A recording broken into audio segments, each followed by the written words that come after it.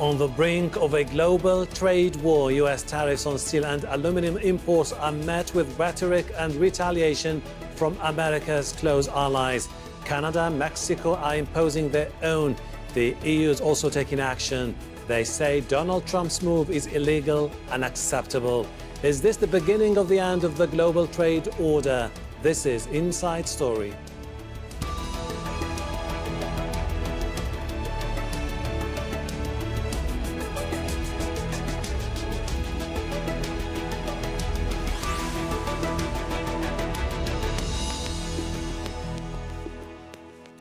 Hello and welcome to the program. I am Hashem Ahelbarra. A black hour for transatlantic relations. A bad day for world trade. Politicians and business leaders react angrily to President Trump's decision to impose stinging tariffs on imports.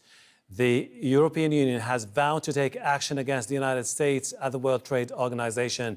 And Canada and Mexico, two of the biggest sources of aluminium and steel for the US, will now impose their own charges on US goods. We find ourselves the target of punitive tariffs on Canadian aluminum and steel under pretext of a 232 national security provision. Let me be clear. These tariffs are totally unacceptable. If players in the world do not stick to the rule book, the system might collapse. And that is why we are challenging today both the US and China at the WTO, and it demonstrates that we are not choosing any sides. We stand for the multilateral system, for a rule-based global trade.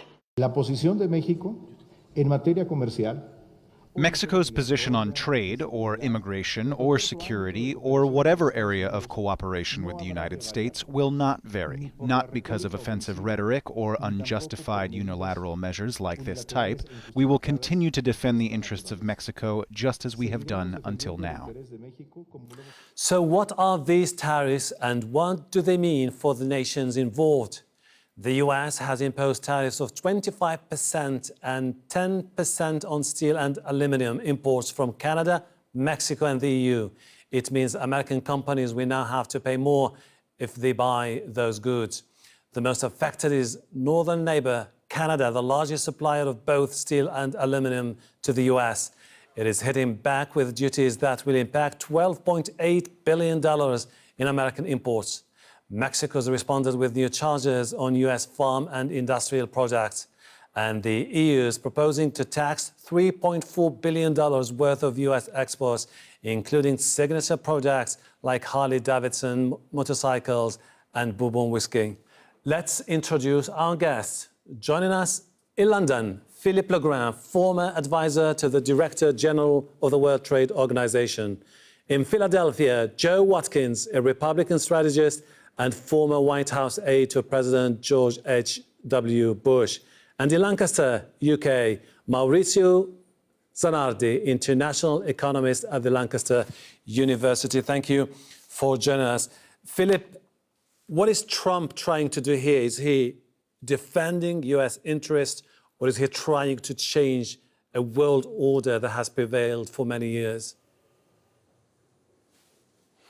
Well, obviously, he's trying to curry favor with the Trump voters. At the same time, I think he's itching for a fight. He is taking incendiary measures against close US allies on the bogus pretense that their imports threaten American national security.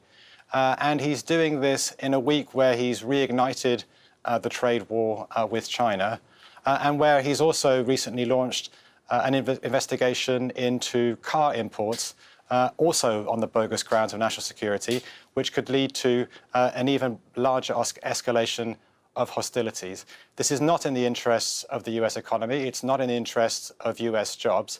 I think he's itching for a fight, and I think the consequences are going to be very damaging. Joe, tying the measures with national security doesn't seem really to impress many people in the international community. Well, it doesn't impress a lot of Republicans either. There are many Republican members of the House and the Senate who are not at all pleased with the president's decision to impose these tariffs on steel and aluminum imports. and they think that it, in the long term, could hurt the U.S. economy. But the president is a very independent-minded president, and he's also a very counterintuitive president. He's not in the mold of other Republican presidents who might have a set philosophy, but he is very different. So this could be an effort on his part to spur further negotiations, or negotiations that might work in his favor, as he sees it, which to him would be keeping a campaign promise that he made when he was running for the presidency back in 2016, where he said that he felt that the U.S. Had not benefited from past trade agreements, and that he would do all that he could to change that. So I think he sees himself as making good on his campaign promise that by even not listening to some of his advisors and imposing these tariffs, that at the very least he'll send a message and likewise open the door to further negotiations. Okay, opening the door for further negotiations. Maurizio, it seems that Trump is opening the door for further compromise in the near future. Does it mean that he's just using this as a pretext to seek further leverage, like when it comes to the NAFTA or when it comes to negotiating deals with the EU?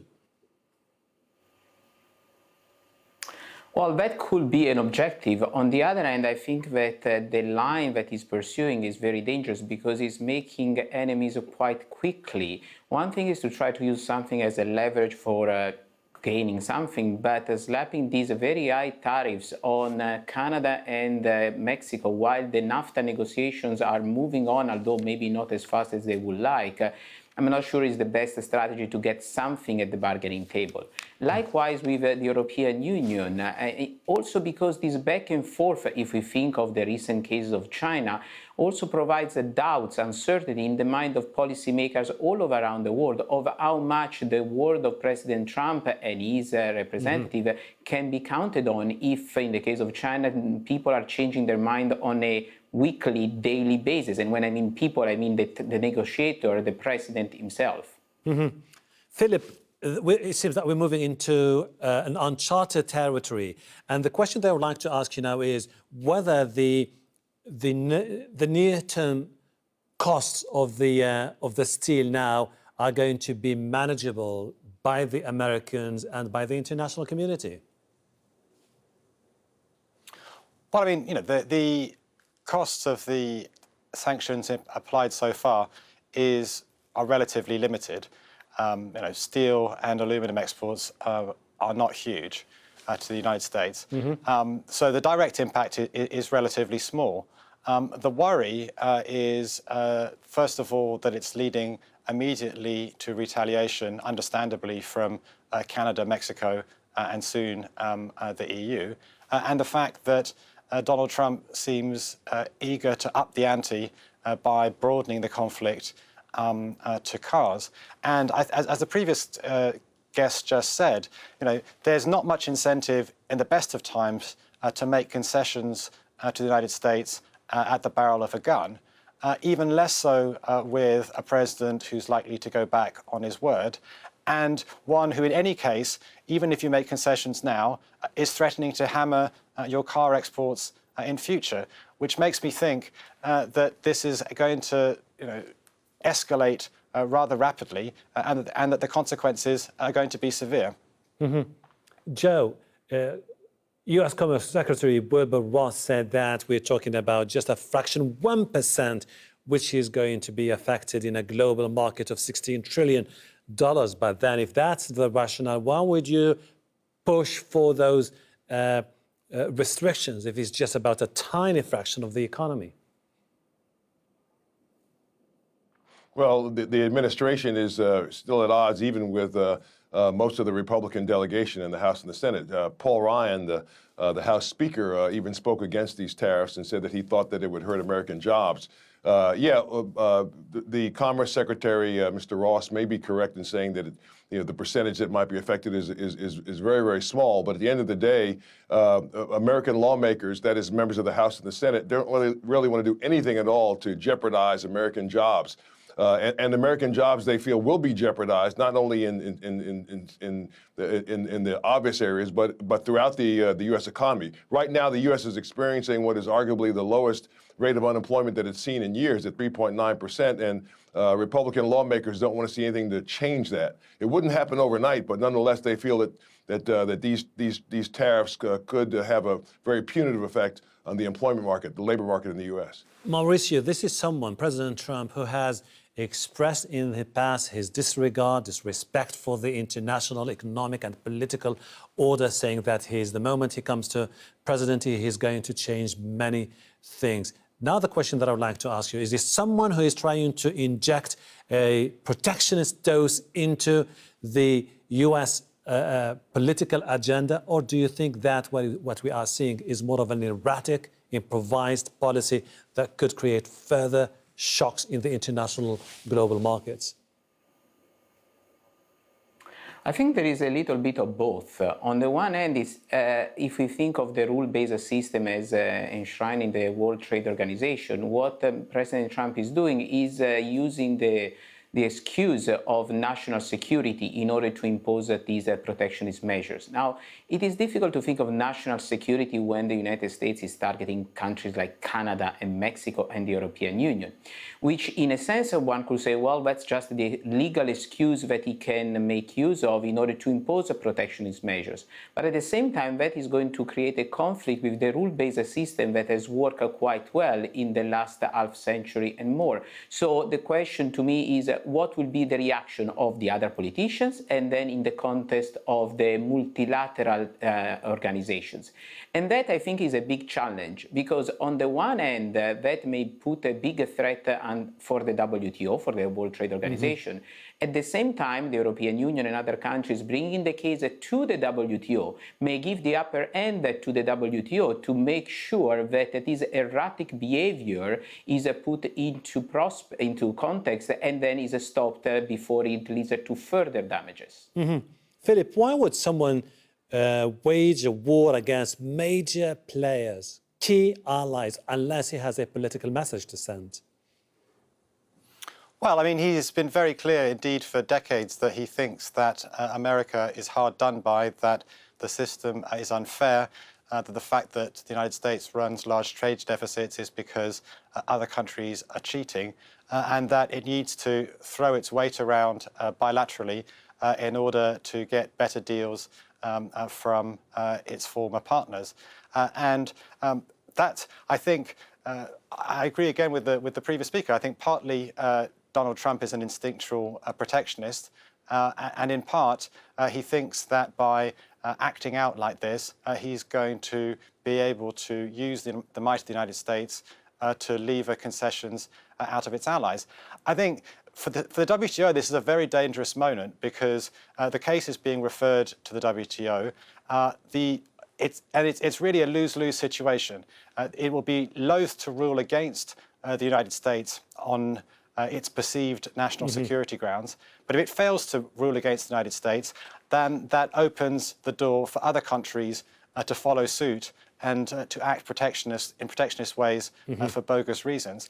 If, on the other hand, the WTO does rule against the US, then Trump may follow through with his threat to pull out of the WTO, in which case he really has blown a hole in the multilateral trading system, and it would be hard to see. It would be a very different system without the United States.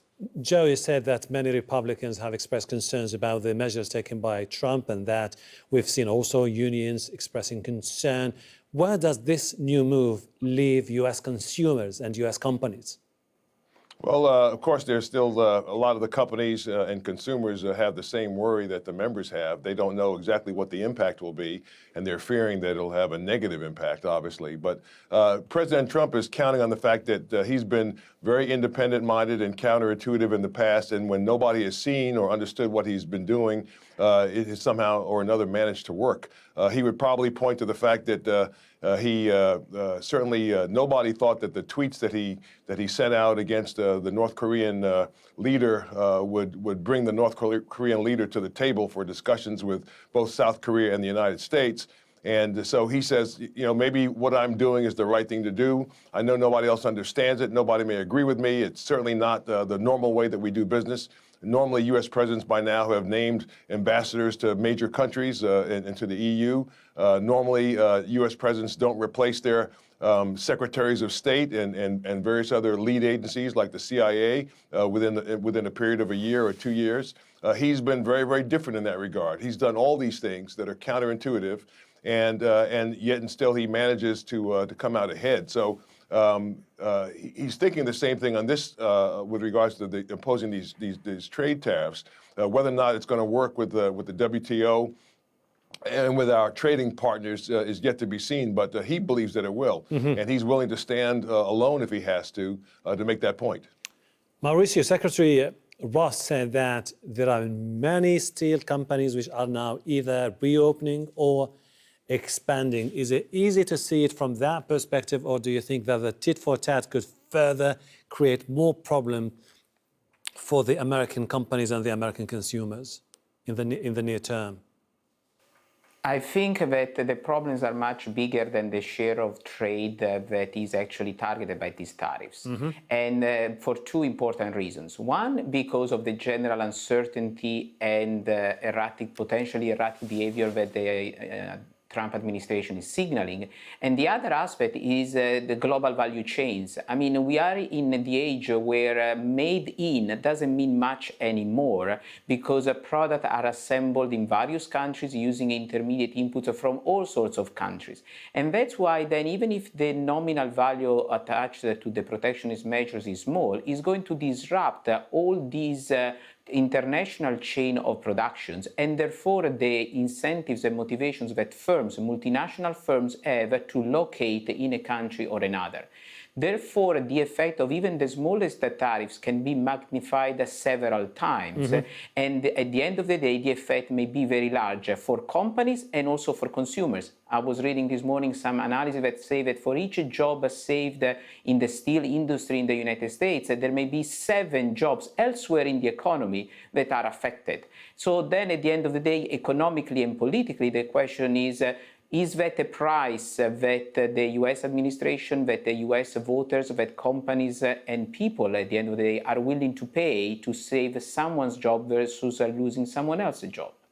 Philip, do you think this is something which is going to stop here, see more compromise in the near future, or do you think it might go further if the international community insists on tit for tat?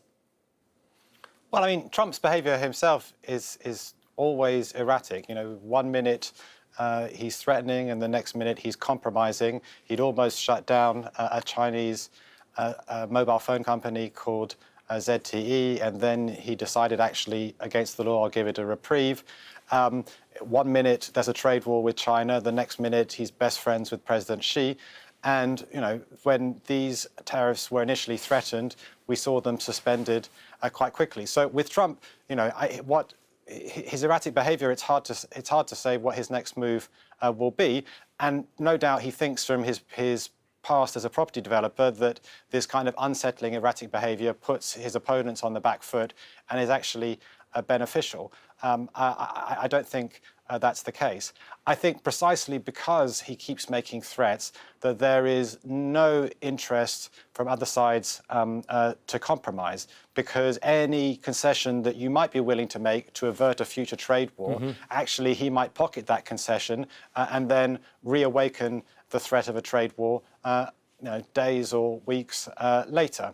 It seems to me, therefore, that even though on the European side there might be a willingness to compromise if Trump was more conciliatory, if he keeps raising the stakes and threatening more, Europeans and indeed Canadians and Mexicans have to respond.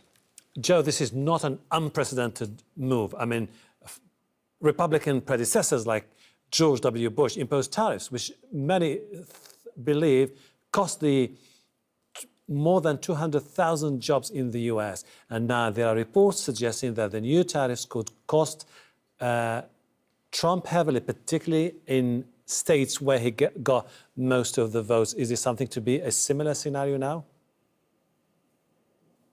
Well, that could be the case, and that's what many legislators are cautioning the president and the administration. They're saying, Mr. President, you want to be careful of the repercussions of this action. It's very possible that American jobs across the board could be affected, and that would, of course, impact the rate of unemployment. He's been able to say that so far under his watch that the rate of unemployment has continued to decrease. If the rate of unemployment suddenly starts to increase under his watch because of these tariffs that he's imposed, that of course would be something he'd have to pay for in a 2020 re-election bid. But I think the president is taking the gamble that this is the best course of action right now. The world knows that he has the capacity to change his mind in an instant, to change direction in an instant. He's the same president who said some months ago that NATO was obsolete, and then reversed that pronouncement. So again, he might reverse himself on these tariffs that have been imposed. But I'm guessing that he wants to bring these neighboring countries, certainly Canada and Mexico, and also the EU, with whom the U.S. has had a friendly and partnership relationship, back to the table. And many legislators are not thinking that it's going to be so easy, but I think the president is convinced that this is the best way to go. And he also sends a message as well to his support base, the Trump voters. Maurizio, I mean, this is a decision that has left many puzzling as they're trying to connect the dots. Was China in any way or another a factor in this decision? I mean, was he basically trying to tackle the issue of the oversupply of steel in the global market? Well, China is clearly a major player, and it's interesting that I think that we will all agree that the current overcapacity and overproduction of steel and aluminium is mainly down to the production capacity of China. At the same time, the measures that were announced already back in March on steel and aluminium affected China very little. Why?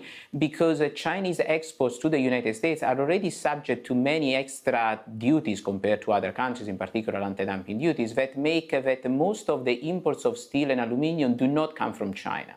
And that's why then, in a sense, it's paradoxically to invoke a national security against the closest political economic allies, when the problem lies mostly with China.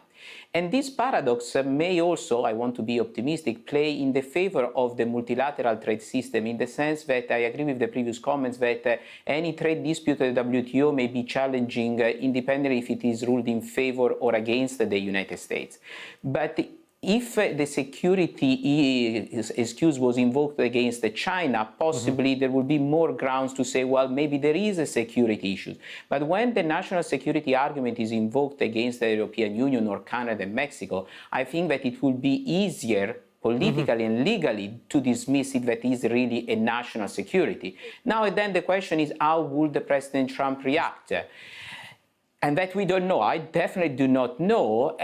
But what is important, and I think it's a very good example, that Canada, Mexico, United States, and all the other countries, Australia, are using the rule-based system of the WTO to try to attack what the U.S. administration is doing. In a sense, paradoxically, we know that China is the big problem. Living by way of the way that is done on the side may actually help the situation, although it is paradoxically if you think in terms of its economic implications. I have one last question, and I would really appreciate if you could, each of you, answer me in less than 15 seconds. Do you think that this could upset the global financial order? Are we into a new uncharted territory? Philippe first. I think as Trump is destroying the global geopolitical order, pulling out of the Paris climate change deal, pulling out of the Iran nuclear deal, starting a trade war with his closest allies, being disdainful of them. I think that he's trying to destroy the old world order and create a new one where America first is actually America alone. Joe? It's very possible that this move could at least cause a reset. I don't think it'll destroy it, but I think it could cause it to be reset. So we'll have to all stay tuned. Maurizio? I think that Trump's actions are posing a threat to the global order, be it on the financial terms, trade terms, political terms, environmental issues, and that may create a bigger effect because each of these dimensions will magnify each other. I really appreciate it. Thank you very much indeed, Maurizio, Zanardi, Joe Watkins, and Philippe Legrain.